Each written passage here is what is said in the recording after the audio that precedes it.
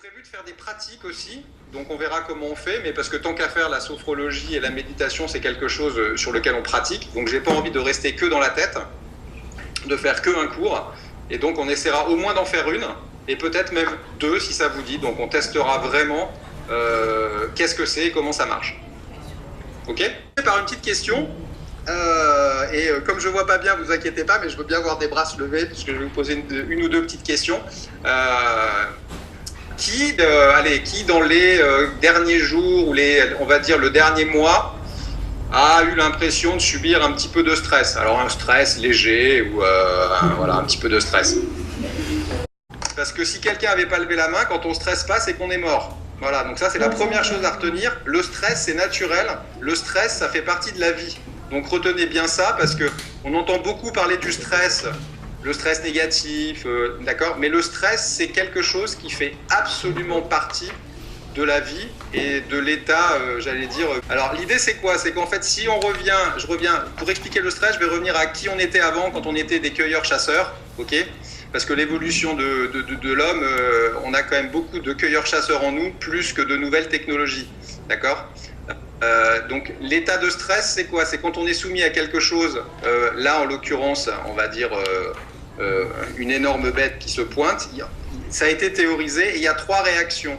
Et vas-y, tu peux appuyer, je ne sais plus si c'est 3 fois ou 6 fois, mais globalement, quand un cueilleur-chasseur va être face à un ours ou un lion sabre, c'est fly, fight ou freeze, c'est-à-dire soit on part en courant, soit on fait face, soit on ne bouge pas, on est pétrifié.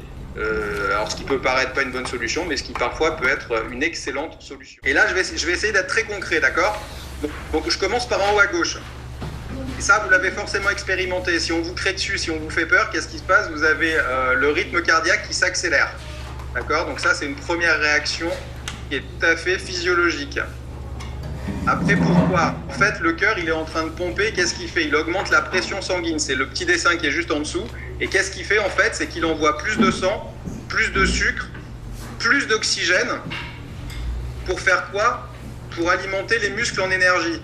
Et on revient, on va pas le faire là, mais on revient à mon petit dessin de tout à l'heure. C'est-à-dire qu'il y a un danger, il y a quelque chose qui est désagréable, il va falloir faire face. Même si on a 3 possibilités, il va falloir faire face. Et c'est ça que le cœur fait en pompant plus fort et en envoyant plus de sang, plus d'oxygène, plus de sucre. D'ailleurs, chose intéressante, je ne sais pas si vous le savez, c'est le petit dessin qui est en dessous, qui représente en gros un vaisseau sanguin. Ce qui est intéressant, c'est que même à l'intérieur du sang, là, il y a des petites choses rouges qui viennent se mettre au niveau des vaisseaux. C'est ce qu'on appelle, c'est des facteurs coagulants. Vous savez, quand on saigne, heureusement, on a tendance à coaguler pour faire une croûte. Et le sang va se préparer, c'est-à-dire ça va venir s'agglutiner pour essayer de faire qu'au cas où on serait blessé, on saigne moins, ou on saigne moins fort, ou on saigne moins rapidement. Vous pouvez retrouver ça partout si vous faites des recherches sur Internet. C'est vraiment des réactions qu'on ne contrôle pas, qui sont naturelles, qu'on a en nous. Ah, je sais pas, il va peut-être en parler après. Une autre réaction, c'est l'image du milieu, c'est tout ce qui va être l'appareil digestif. Donc l'estomac, l'intestin, on peut même mettre le foie. Alors tout ça, ça va commencer à être ralenti. Et pourquoi? Parce qu'en fait, comme on est dans une situation de stress, le corps il va faire en sorte que, ça peut paraître bizarre mais ça s'entend bien, tout ce qui n'est pas utile, on coupe. Tout ce qui n'est pas utile, à la réaction de survie, à la réaction de je protège ma peau, on coupe. Donc quelque part, digérer, c'est pas important dans cette situation-là. Bizarrement, des gens qui disent je comprends pas, je mange bien, je mange sainement, je mange des trucs bio, je fais attention, et en fait j'arrête pas de grossir. Ça c'est parce qu'ils peuvent être sous stress, ils sont sous un stress récurrent, et en fait les fonctions de digestion se font pas bien. Donc il y a un dérèglement. Après je passe à l'image qui est à droite, toujours sur le même slide. Elles sont emboîtées, c'est là aussi, il y a un truc qui se coupe, c'est le système immunitaire. C'est-à-dire que face à la menace, repensez à mon ours de tout à l'heure, face à la menace, tout le système immunitaire, il n'est pas important dans ce moment-là. C'est-à-dire se protéger des virus, se protéger des maladies, c'est pas important. Ce qui peut expliquer pourquoi les gens qui sont sous stress, mais j'y viendrai tout à l'heure, sous stress de longue durée, je vais l'appeler comme ça, se chopent tout. se chopent des maladies, se chopent des rhumes, et même des rhumes et des rhinopharyngites et des grippes à répétition, ce qu'on appelle avec chronicité. Des choses que vous pouvez... là aussi, je vais essayer de les rendre très vivantes. En haut à gauche, les poumons, c'est simplement si on vous fait peur, par exemple, si vous êtes dans une situation désagréable, si vous avez le temps de le constater, ou la prochaine fois, ou en tout cas l'image vous parlera, on a le souffle qui est modifié. Donc on a généralement une respiration qui va être plutôt courte, j'ai envie de dire plutôt rigide, une respiration plutôt contrariée, à l'inverse de la respiration naturelle, qui j'espère est celle que vous avez là maintenant, en cours, c'est-à-dire elle est naturelle, elle est lente, elle est, en tout cas si ce n'est profonde, elle est tranquille. Donc on a le souffle qui est modifié. En bas, les petits picots sur le bonhomme, c'est la transpiration. Quand on est sous stress, le corps se met généralement à transpirer et à transpirer plus que de raison. Alors pourquoi ? C'est parce qu'avec toutes les bonnes choses que je viens d'évoquer, c'est-à-dire tout ce qui se passe, qui n'est pas très sympa, ça produit tellement d'énergie qu'à un moment, c'est un peu comme si vous voulez une voiture où il fait trop chaud et c'est la clim qui se met en marche. Donc la transpiration, c'est la clim. C'est-à-dire que le corps, il se met à ventiler comme une clim pour essayer de faire en sorte que tout ça, ça baisse. Donc il y a une espèce de combat à l'intérieur de soi. Ensuite, le bonhomme rouge au milieu, avec tous les muscles, ça peut paraître paradoxal, mais tout à l'heure, j'évoquais le fait que le cœur pompe plus de sang, donc il y a plus de sang qui vient avec plus d'oxygène, plus de sucre. Et donc il y a des gens qui reçoivent tout ça. Mais autant quand on reçoit tout ça et qu'on est un sportif et qu'on a l'habitude et qu'on l'utilise dans son sport, c'est bien parce qu'on va l'utiliser et donc le sucre, on va le consommer. Mais dans la vie de tous les jours, quelqu'un qui est sous stress, qui est sous stress parce que je sais pas, son patron arrête pas de l'embêter, parce qu'il se sent pas bien. Le stress, n'oubliez pas, ça peut être aussi dans la version moderne ce qu'on appelle les gens qui sont déprimés ou qui sont en dépression. Hein, c'est aussi ça. Il y a d'ailleurs des gens qui sont déprimés ou en dépression de manière un petit peu trop continue, longue durée, ce que je disais tout à l'heure. Vous avez peut-être entendu ce mot-là, mais qui est un peu à la mode en ce moment. On appelle ça le burn-out, c'est-à-dire des gens qui font des épuisements professionnels dans l'entreprise. Pourtant, ils sont en costume, cravate, assis dans un bureau et a priori, on pourrait croire qu'ils ne font pas grand-chose, en tout cas que c'est cool. Et pour eux, c'est pas cool du tout. Donc pour revenir à mon petit bonhomme au centre rouge, c'est tout est prêt, les muscles sont chargés à fond d'oxygène, de sucre, comme s'il y allait y avoir dépense, et en fait, il n'y a pas dépense, parce que le stress, il va être de longue durée. Donc il y a des gens qui sont parfois mal physiquement, dans leurs muscles, c'est parce qu'en fait tout est prêt pour qu'il y ait une utilisation et l'utilisation physique ne se fait pas. D'ailleurs, c'est aussi l'image du dessous où j'essaye d'exprimer là à l'intérieur des vaisseaux qu'il y a du sucre et trop de sucre. On a aussi une baisse d'un certain nombre d'hormones quand on est sous stress et d'hormones assez importantes, des hormones qui pourraient être des hormones, notamment les hormones, ce qu'on va appeler les hormones anti-âge. On a tous des hormones anti-âge, alors vous, ça va vous faire sourire, du haut de vous 15 ou 16 ou 17 ans, mais on a tous un paquet d'hormones, et même dans notre ADN, des choses qui permettent de ralentir le vieillissement ou de prévenir le vieillissement, ce qui est plutôt sympa quand on a 40 ans, 50 ans. Quand on est sous stress, ce type d'hormone est perturbé, c'est-à-dire ne fonctionne pas normalement. C'est aussi ce que j'évoque par le dessin du haut, qui est tout ce qui relève des hormones de la sexualité. Donc la sexualité, le désir, l'amour, tout ça est perturbé. Je reviens à mon histoire de dépression, des gens qui sont pas bien, donc qui ont tendance à s'isoler, qui ont tendance à plus aller vers les autres. Les performances, donc c'est compliqué. Là, ce que j'évoque donc il y a un corps humain avec plein, j'allais dire, d'hormones. C'est les principales hormones du stress.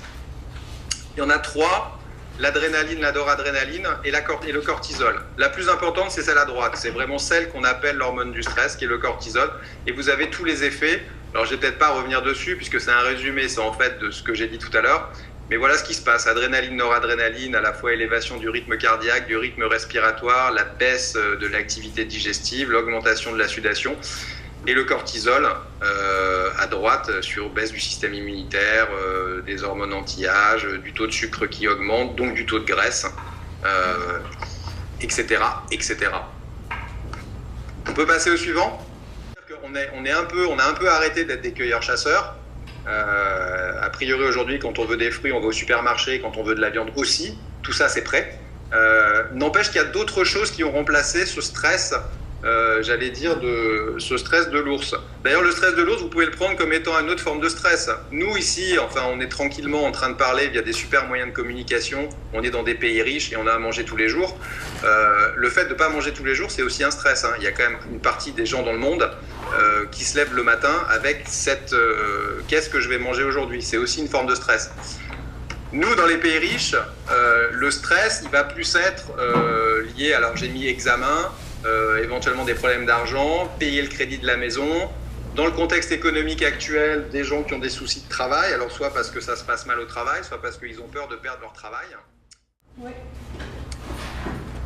Ça, celui-là, s'il y en a un à retenir sur le stress, c'est celui-là qu'il faut que vous reteniez. Il est en fait à... Il faut le lire dans... Le bon stress, c'est celui, j'allais dire, de l'ours qui arrive, ou du problème qui arrive. Vous avez la montée, vous voyez la première courbe qui monte. Oui. Ok, je suis sous stress. Et une fois que arrive le stress, je prends ma décision. C'est ce qu'on a vu tout à l'heure. Fight, fly, freeze. Admettons, je fais face, je combats. Le truc est réglé et ça redescend. C'est la courbe qui continue, ok, enfin qui redescend. Vous voyez, comme une montagne. Donc ça monte. J'ai une réaction et ça redescend. Le stress, d'ailleurs, il a été trouvé par un chercheur autrichien et il a appelé ça le syndrome général d'adaptation. Donc le stress, c'est le syndrome général d'adaptation, c'est comment face à une situation particulière, souvent un peu dangereuse ou délicate, comment je fais face et comment je m'adapte. Tant que je suis dans cette montagne, stress, problème, je fais face et ensuite, j'allais dire, ça revient à la normale. C'est-à-dire tout ce qu'on a vu des effets physiologiques tout à l'heure reviennent à la normale. Alors, j'en sais rien, au bout de 5 minutes, au bout de 10 minutes, au bout d'une heure, tout va bien. C'est pas un stress dramatique, c'est pas un stress pathologique, d'accord ? C'est-à-dire maladif. Ce qui se passe aujourd'hui dans le monde moderne, c'est qu'en fait, une fois qu'on est en haut, les gens n'arrivent pas à redescendre. C'est ce qu'on appelle la période de résistance. C'est-à-dire qu'entre les examens à passer, l'argent, la voiture, le prêt de la maison, ou éventuellement je vais prendre encore cet exemple, pardon, mais je suis au travail, je suis en entreprise et j'ai un patron qui vient m'embêter tous les jours et ça se passe mal avec lui, ça se passe mal avec des collègues. Il n'y a plus cette capacité à redescendre. Donc c'est un stress qui est permanent. Et ce qui se passe au bout d'un moment, c'est qu'on arrive dans ce qu'on appelle la phase d'épuisement. Et la phase d'épuisement, c'est vraiment quelque chose de terrible, parce que c'est là où les gens sont très, très, très mal. Le corps n'a plus les moyens de se défendre. Les gens sont... Donc c'est ce que j'évoquais tout à l'heure en parlant du burn-out, qui est le syndrome d'épuisement professionnel. Ça existe aussi chez les sportifs, hein, le burn-out. C'est la même chose. C'est pas tout à fait du surentraînement, parce qu'il y a une petite différence entre les deux, mais pour simplifier, on pourrait presque dire ça. En tout cas, c'est le fait que ça va très très mal et que les gens n'ont plus confiance en eux, plus d'estime d'eux. Et encore une fois, que la menace, ça c'est très important sur le stress. C'est l'autre chose que j'aurais peut-être dû marquer, mais que je veux bien que vous reteniez sur le schéma, c'est que la menace soit réelle ou qu'elle soit perçue. C'est-à-dire, même si c'est imaginaire, même si c'est vous qui croyez que votre patron vous en veut, alors qu'il ne vous en veut pas, je dirais dommage, parce qu'en tout cas, les effets dans le corps physiologiques que je viens de décrire, eux, ils se passent pour de vrai. Et je veux bien que tu cliques, c'est-à-dire, j'ai quelque chose d'important, je stresse, mais c'est un stress positif, j'y fais face, j'effectue ce qu'il faut faire, et ensuite ça redescend. Donc quelque part, je mets l'interrupteur sur on, et ensuite je switch sur off. Aujourd'hui, c'est comme si on avait perdu cette capacité, voilà, de faire face. Et c'est valable encore. Ouais. Alors ça marche pour les examens aussi, hein, malheureusement, c'est-à-dire que... Et les interros surprises. Les interros surprises, mais ça c'est bien, parce que l'interro surprise, finalement, c'est peut-être plus la première partie du schéma, c'est-à-dire, hop, prenez une feuille. Allez-y, prenez une feuille. Je rigole. Ça monte tout de suite, mais au moins ça redescend dans la demi-heure qui suit ou dans le quart d'heure qui suit, surtout si c'est une interro surprise rapide, comme vous en aurez une demain sur le stress. Vous n'avez pas le temps de le voir venir, donc ça c'est pas mal. Par contre, peut-être que quand c'est une interro qui est prévue, qui est pour dans une semaine, on peut avoir plus le temps d'eux. Et quand c'est un examen du genre le bac, voilà, ça se passe sur toute une année et il y a une façon de l'appréhender. Donc certains y arrivent très bien, et puis d'autres vont avoir plus de difficultés. Vous voyez le parallèle qu'on peut faire quand je suis en train de dire ça, mine de rien, entre la vie en entreprise. Vous entendez peut-être vos parents, votre père, votre mère rentrer le soir et dire un certain nombre de choses, mais vous êtes très concerné par ça, j'allais dire les examens ou des interros, et puis aussi peut-être un autre sujet qui est le sport, et qui est donc la pratique sportive dans la performance. Soit parce que vous aimez ça, vous télé un certain nombre de choses, soit parce que vous-même vous en faites aussi. Voilà, que ce soit du sport de haut niveau, que ce soit des activités artistiques, que ce soit de la musique, de la danse. Cette notion de comment je performe au mieux avec des contraintes. Ok. Ok ? Yes. Bon. On se fait une petite pratique alors ?